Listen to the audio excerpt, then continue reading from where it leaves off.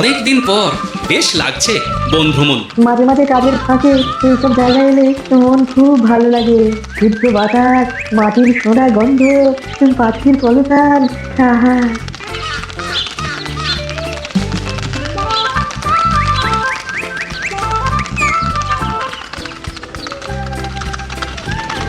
মহারাজের রথ থামছে। আমরা এইখানে বসে আজ রাজকার্য পরিচালনা করব। মন্ত্রী, তুমি ঝটপট এখানে বসার বন্দোবস্ত করে দাও। আমি এক্ষুনি ব্যবস্থা করে দিচ্ছি মহারাজ। এই এখানেই আমাদের বসার জন্য ছাউনি করে দাও। এক্ষুনি করে দিচ্ছি মন্ত্রী মশাই। এরা বসার জায়গাটা করে দিক, ততক্ষণ আমরা একটু হেঁটে আসি।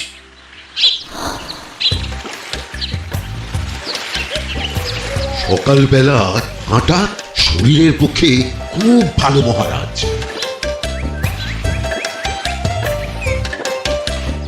আগেকার দিনে রাজা মহারাজরা এই সব বনে মৃগয়া করতে আসতে। মৃগয়া একদম ভালো নয় মন্ত্রী।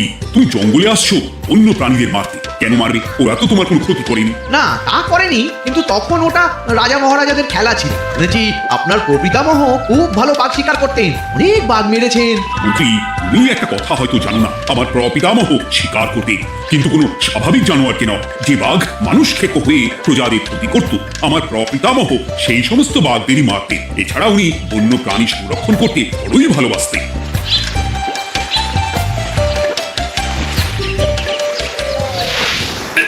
উফ, এটা আবার কি? এই এটা আবার কোথা থেকে উড়ে এলো?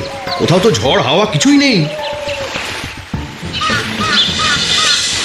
একটা ধাঁধা মহারাজ, এই কাগজে লেখা।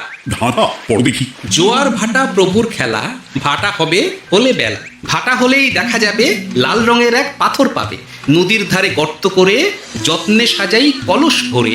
হেথায় হোথায় ছড়িয়ে যাহা, অন্ধকারে জলে তা। ঢুকলে চক্ষু ঝলসে যাবে, হাতের কাছে ঘন্টা পাবে। ঠিক ঘন্টা বাজলে পরে পড়বে ঝরে থরে থরে। ঘন্টা যদি হয় ভুল, যেন তুমি হারাবে কুল।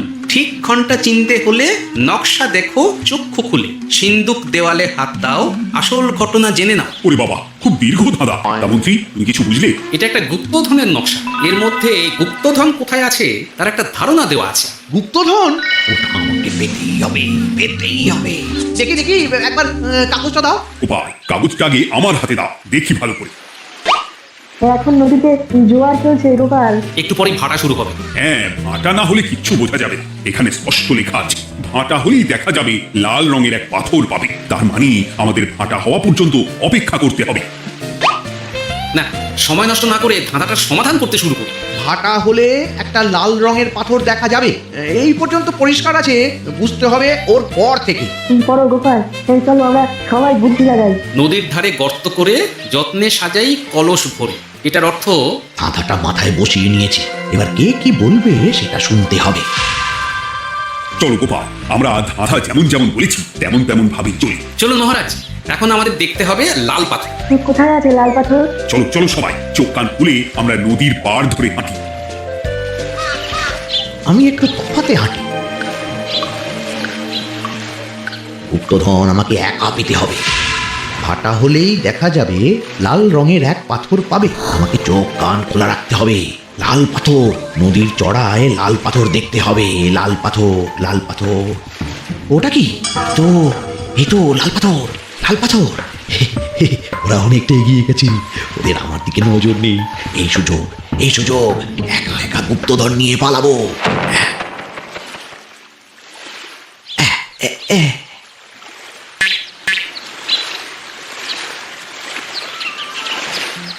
কি গো, আমরা তো হেঁটেই চলেছি, লাল পাথর তো কই দেখতে পাচ্ছি না। আরেকটু হাঁটতে হবে মহারাজ। গুপ্তধন বলে কথা, ওকে আর সহজে ধরা দেয়? সেটা অবশ্য সঠিক কথা।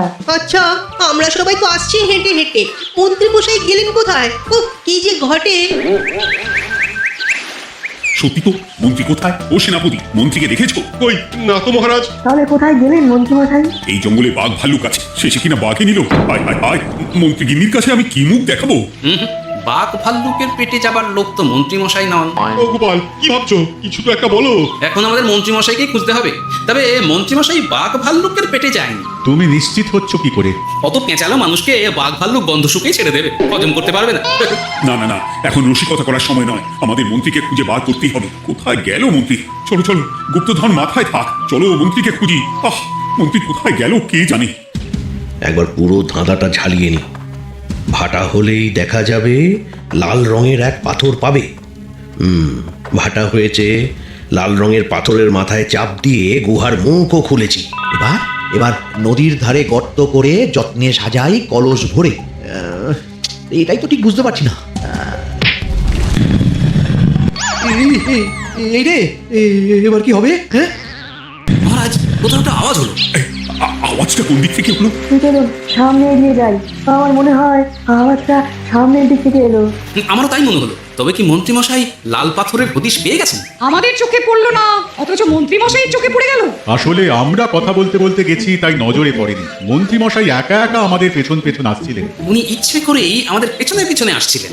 নিজে একা গুপ্তধন নিয়ে যেতে চেয়েছিলেন, এখন কোথায় আছেন কে জানে। এই অন্ধকারে কিছু দেখতে পাচ্ছি না তো। ধাঁধাতে কি ছিল? হ্যাঁ, কি ছিল? হেথায় হোথায় ছড়িয়ে যাহা, অন্ধকারে জলে তাহা, ঢুকলে চক্ষু ঝলসে যাবে, হাতের কাছে ঘন্টা পাবে। পেয়েছি পেয়েছি, ঘন্টা ঘন্টা ঘন্টাটা পেতে হবে। ঘন্টাটা ঘন্টাটা ঘন্টা।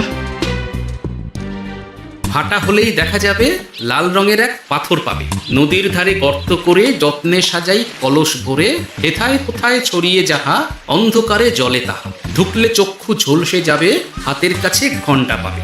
ঠিক ঘন্টা বাজলে পরে পড়বে ঝরে থরে থরে, ঘন্টা যদি হয় ভুল যেন তুমি হারাবে কুল। ঠিক ঘন্টা চিনতে হলে নকশা দেখো চক্ষু খুলে, সিন্দুক দেওয়ালে হাত দাও আসল ঘটনা জেনে না। এবারে ভালো করে ঠান্ডা মাথায় ভাবতে হবে। ভাটা হলেই দেখা যাবে লাল রঙের এক পাথর পাবে। সেই লাল পাথরটাই তো খুঁজে পাওয়া যাচ্ছে না, অথচ মন্ত্রী মশাই খুঁজে পেলেন। আওয়াজটা কোথা থেকে আসছে? এই কাছে পিঠে এই কোথা থেকে আওয়াজটা আসছিল।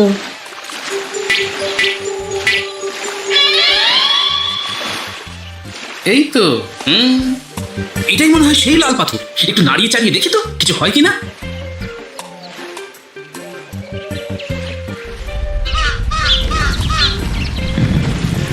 এই তো কাজ হয়েছে। এই তো সুড়ঙ্গ। আপনারা নিচে নামুন। আপনারা কি দেখছেন সেটা বলবেন মহারাজ। সবাই যদি নেমে যাই, যদি কোনো কারণে সুড়ঙ্গের মুখ বন্ধ হয়ে যায়, তাহলে আর আমরা বাইরে বেরোতে পারবো না মহারাজ।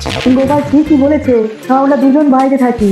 মহারাজ আর একটা কথা, কোনো ঘন্টায় হাত দেবেন না, মনে আছে তো? ঘন্টা যদি হয় ভুল যেন তুমি হারাবে কুল। ওরে বাবা, এই বয়সে আর কুল হারাতে চাই না। ঠিক আছে, তোমার কথাই অক্ষরে অক্ষরে পালন করব। দেখি এই সুড়ঙ্গে মন্ত্রী মশাইকে দেখতে পাই কিনা। চলুন মহারাজ, সুড়ঙ্গে নামি। সবাই সাবধানে নামো।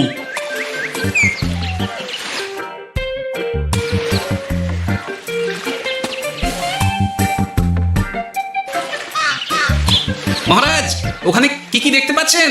ওখানে কি মন্ত্রী মশাই আছেন? না গোপাল, মন্ত্রীকে এখনো দেখতে পাইনি। শুধু আমি এখানে অজস্র পাথর দেখতে পাচ্ছি। পাথরে পাথরে ছয় লাভ, ছোট বড় অজস্র। পাথরগুলো বড় অদ্ভুত, কিরকম কিরকম মানুষ মানুষ গড়ন। লম্বা বেটে হরেক রকম। মানুষ মানুষ গরম, সেটা কিরকম? আর কিছু কোনো কলসি কি দেখতে পাচ্ছেন?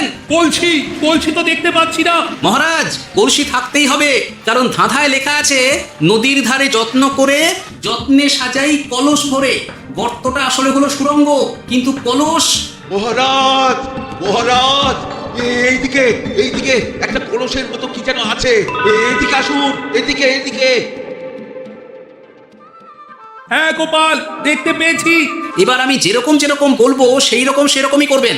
আমি বিজ্ঞানীকে নদী থেকে জল তুলে পাঠিয়ে দিচ্ছি। পাত্র কোথায় পাবে?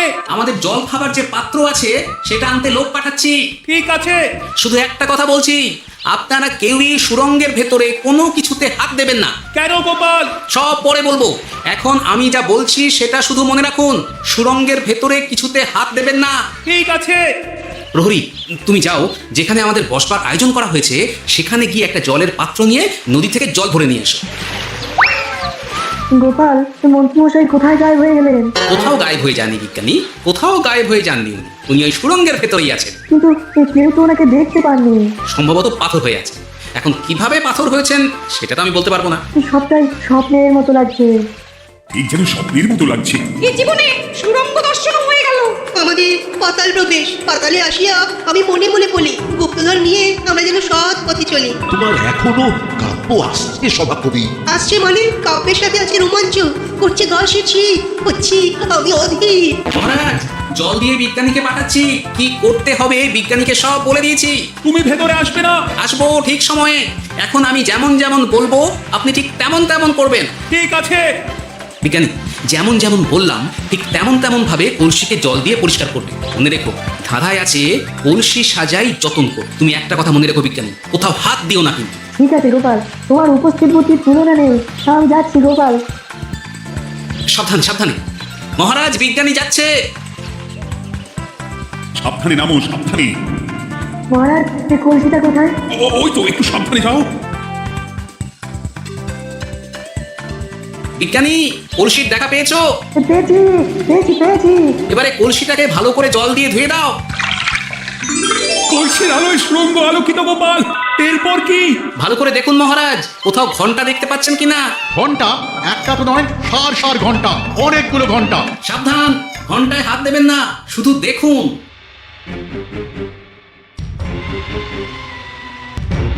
মহারাজ আমরা গুপ্তধনের খুব কাছে চলে এসেছি। তাই নাকি? কি মজা কি মজা, এবার খাবো ক্ষীরের গজা। কবি চুপ করো, এখনো আমরা গুপ্তধন পাইনি। আমার মুখে দাঁড়িয়ে সবগুলো তারা আঁকা। বিজ্ঞানী কোনো ঘন্টায় চাঁদের নকশা করা আছে কি একটু দেখে বলো না। আমি আতস কাজ নিয়েই দেখছি, সব ঘন্টাতেই তারা আঁকা। খবরদার কোনো ঘন্টাকেই ছোঁবে না। ঠিক আছে, কোনো কিছু না ছুঁয়ে আমি দেখছি। পেয়েছি গোপাল, চাঁদ আঁকার ঘন্টা পেয়েছি। ওই ঘন্টাটা বাজাও বাজাও।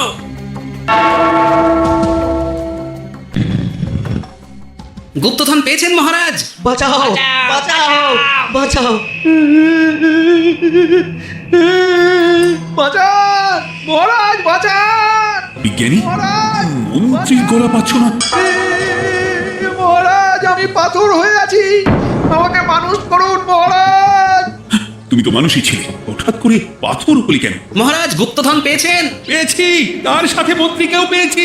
মন্ত্রী এইখানে কোথাও পাথর হয়ে দাঁড়িয়ে আছে। দাঁড়ান মহারাজ, এবার আসছি। সাবধানে এসো। আমি ভেতরে যাচ্ছি বুঝলে। যদি কোনো কারণে দেখো পাথরটা গুহার মুখটা আটকে দিয়েছে, অমনি তোমাদের কাজ হলো পাথরটাকে ছুঁয়ে ফেলা, বুঝলে? ঠিক আছে গোপাল দাদা, আমার মনে হয় বিপদ আর কিছু ঘটবে না। ও সাবধানের তো মান নেই। ঠিক আছে, তুমি নিশ্চিন্তে ভেতরে যাও। বাঁচাও, আমাদের বাঁচাও, আমাদের সবাইকে মানুষ করুন। আমাকে মানুষ করুন মহারাজ। আপনাকে তো মানুষ করা হবে মন্ত্রী মশাই। আগে বলুন আপনি পাথর হলেন কি করে? ও মনে পড়েছে, ধারার শেষ লাইন, সিন্দুক দেওয়ালে হাত দাও, আসল খবর জেনে নাও। সত্যি গোপাল, তুমি না থাকলে এই এত কিছু আমাদের সবার কাছে অজানাই থেকে যেত।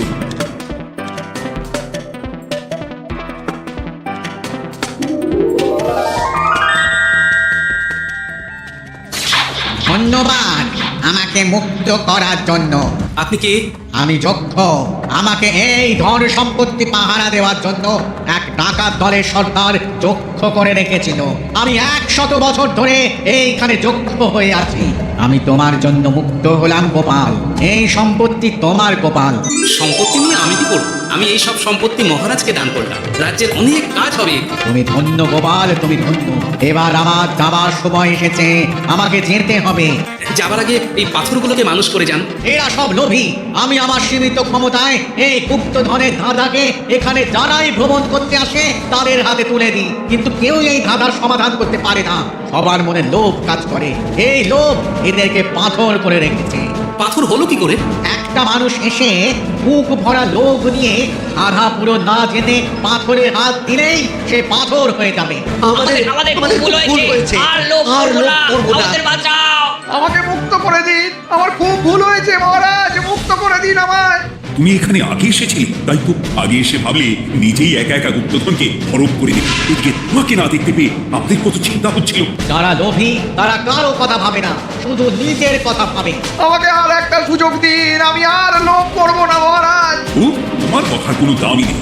না মহারাজ, আমাকে আর একটা সুযোগ দিয়ে দেখুন, আমি আর লোভ করবো না, আমাকে মানুষ করুন মহারাজ। আমাদের সবাইকে আমাদের মানুষ সবাইকে করুন, মানুষ করুন, দয়া করে মানুষ করুন। যক্ষরাজ এদের আপনি ক্ষমা করে দিন। ঠিক আছে, তোমাদের আবার মানুষ করে দিচ্ছি। আহ আহ বাঁচলাম বাঁচলাম, এই রকম বারবার বাঁচা যাবে না, কিন্তু এবার সাপ ব্যাং যাই হবে না কেন ওইভাবেই থাকতে হবে, এই আমি বলে দিলাম। এবার আমার মুক্তি।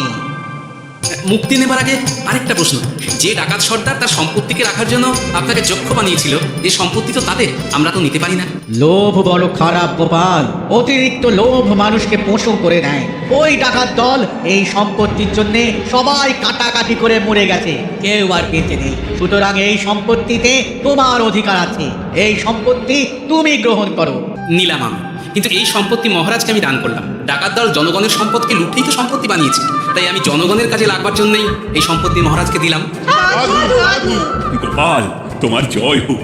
এবার তাহলে আমি যাই, তোমরা সবাই সুখে থেকো আর ভালো থেকো।